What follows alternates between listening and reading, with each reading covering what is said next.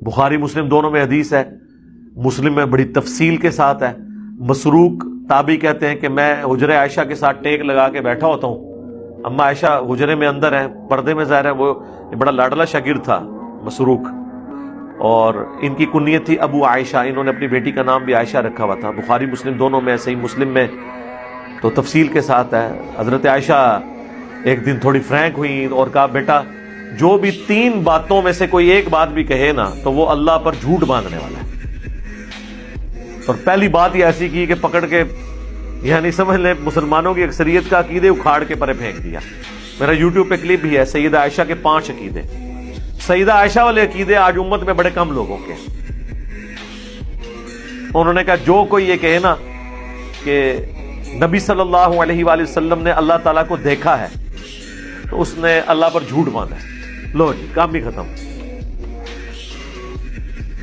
تو وہ مسروق کہتے ہیں اماں میری بات سنیں، میں اس پہ آرگومنٹ دیتا ہوں، آپ ٹھنڈے دل سے میری بات سنیں۔ انہوں نے کہا جی جذباتی نہ ہو، میں آپ کو بتاتا ہوں۔ پھر انہوں نے سورہ نجم کی آیات پڑھی تو اما عائشہ نے کہا کہ میں اس امت میں پہلی ہوں جس نے ان آیات کے بارے میں اللہ کے نبی سے خود پوچھا تھا، تو آپ نے فرمایا یہ جبرائیل کے ساتھ میری ملاقات ہوئی ہے۔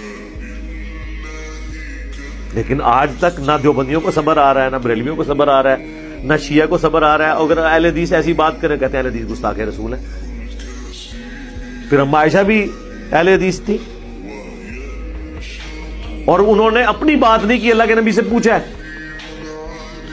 احمد بریلوی صاحب سے جب ان احادیث کے بارے میں پوچھا گیا احکام شریعت میں تو انہوں نے کہا کہ سیدہ عائشہ جو ہے نا انہوں نے جو نفی کی ہے نا وہ ان آنکھوں سے دیکھنے کی ہے، دل کی آنکھوں سے دیکھا ہے۔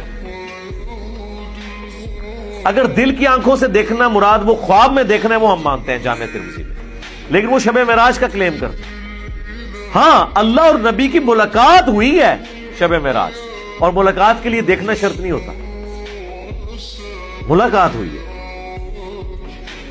کہتے ہیں جی اگر اللہ نے اپنے پاس بلایا تھا اور اپنی زیارت بھی نہیں کرائی تو پھر بلایا کیوں سی؟ سر قرآن نے بتا دیا کہ ہم نے اس لیے آپ کو یہ سیر کروائی تاکہ اپنی قدرت کی نشانیاں دکھائی، جنت دکھائی، سدرۃ المنتہا دکھایا، جہنم دکھا دی، پیغمبروں سے ملاقاتیں کروائیں، یہ تھوڑی چیزیں تھی خام خواہ اپنی طرف سے۔ پھر انہوں نے کہا دوسری بات کہ جو شخص یہ کہے کہ اللہ کے نبی علیہ السلام نے کچھ دین کا حصہ بیان کر دیا کچھ چھپا لیا تو اس نے بھی اللہ پہ جھوٹ باندھا۔ پھر سورۃ المائدہ کی انہوں نے آیت تلاوت کی، یا ایھا الرسول بلغ ما انزل الیک من ربک، اے رسول پہنچا دیجئے جو اللہ نے وحی کیا ہے آپ کی طرف، اور اگر آپ نے نہ پہنچایا تو آپ نے رسالت کا حق نہ ادا کیا۔ یہ آیت پڑھ کے اما سیدھا استدلال ہی قرآن کی آیات سے کرتی تھی۔ انہوں نے کہا اللہ نے واضح فرما دیا ہے کہ اگر اللہ کے نبی نے پیغام نہیں پہنچایا تو رسالت کا حق نہیں ادا کیا، لہذا جو یہ کہتا ہے نا کہ حضور نے کوئی خاص بات خاص لوگوں کو بتائی باقی امت کو نہیں بتائی ہے تو یہ اللہ کے اوپر اور اللہ کے نبی پہ جھوٹ ہے، کیونکہ اللہ کے نبی دین بتا کے گئے ہیں۔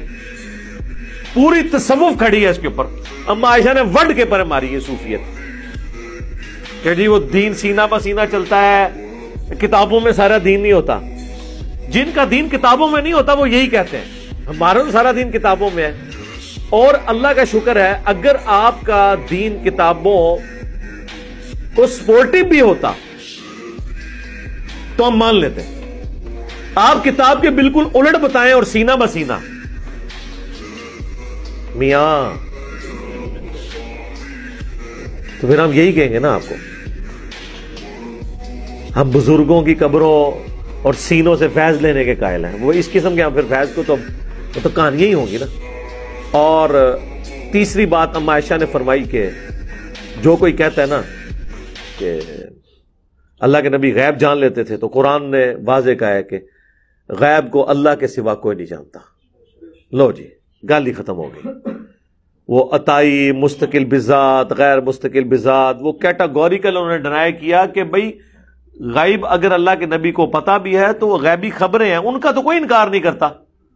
مسئلہ اس وقت ہے جب آپ کہتے ہیں کہ اللہ کے نبی علیہ السلام روضہ شریف میں جو ہے وہ پوری دنیا میں ہونے والے واقعات کو آبزرو کر رہے ہیں،